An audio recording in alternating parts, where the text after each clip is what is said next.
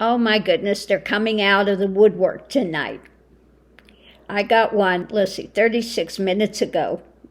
Ivan.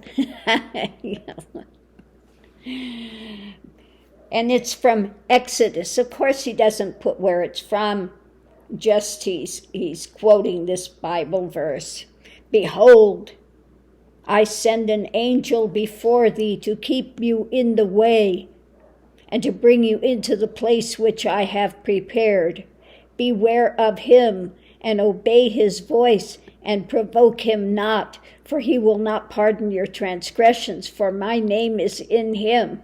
And he says what the Bible says about me forgiving you all. So this is my response to Ivan. Yeah, right, whatever.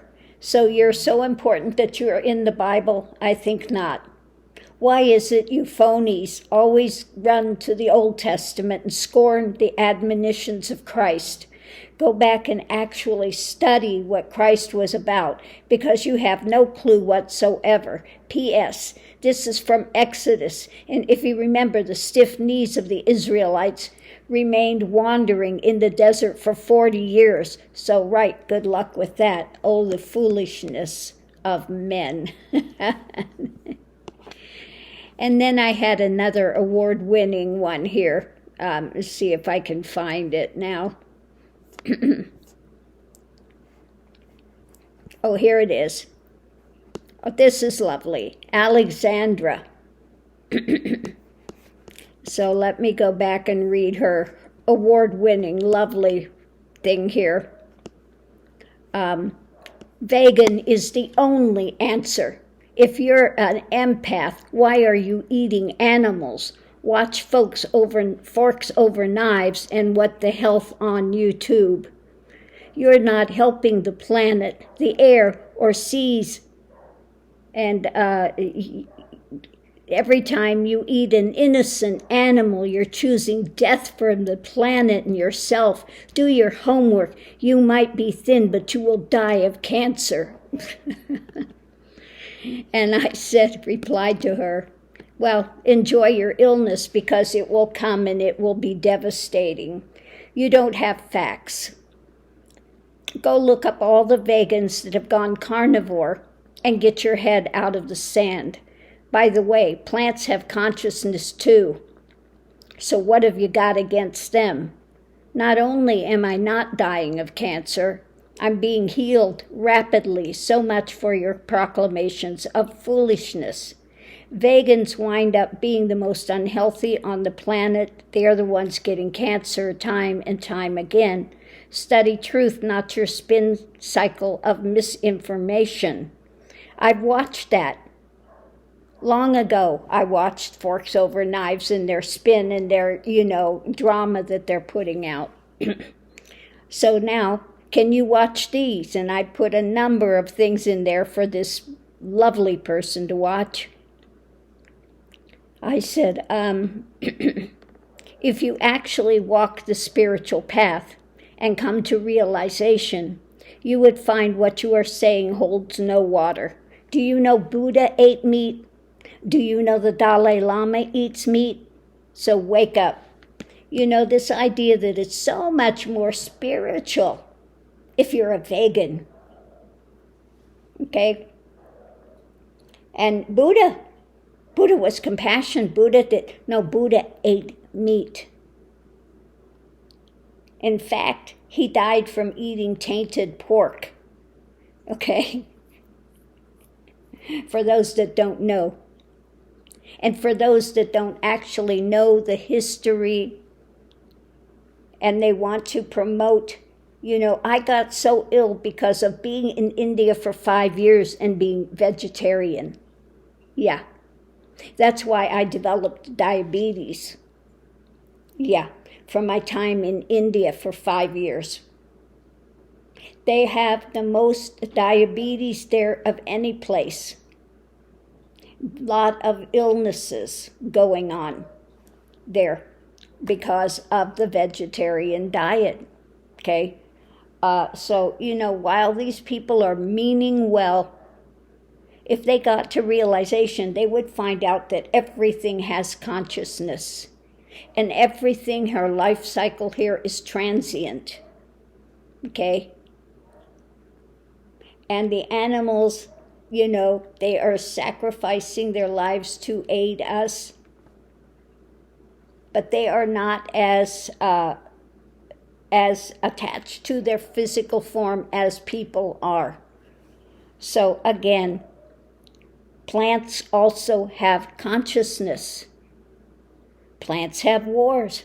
Plants have, so again, these people mean well, but they come out and say, you're going to have cancer, and you're going to have this, and you're going to have that. And I tell them, you don't know what you're talking about. Please go to YouTube and look at how many vegans wound up being carnivores and why they switched to be carnivores. Look at how many illnesses they had. Now, when I was, living in Arizona, I had some friends, and they were vegetarian, and they were just so angry with me because here I'm going through Kundalini journey, and they're telling you have to be a vegetarian, and how dare you, how horrible you are. They came to me a few years later and said they had to start eating meat again. So again, you come in here with your BS nonsense and sit there and say, you're going to have cancer, you're going to have this, you're going to have that. Well, not only am I not getting cancer, okay, and they say you're going to have a heart attack if you eat that. Well, high salt, high fat, animal protein, and my high blood pressure is reversing itself within a couple weeks' time already, okay? So, you can take your nonsensical spiritual thing with you down the road, because I actually did walk the spiritual path from start to completion. And I can tell you, you are all wet, okay? 100%. Did God say be a vegetarian? So I don't know what religious persuasion you are, but do you know if you are Hindu or, like I said, Buddhist? Buddha ate meat.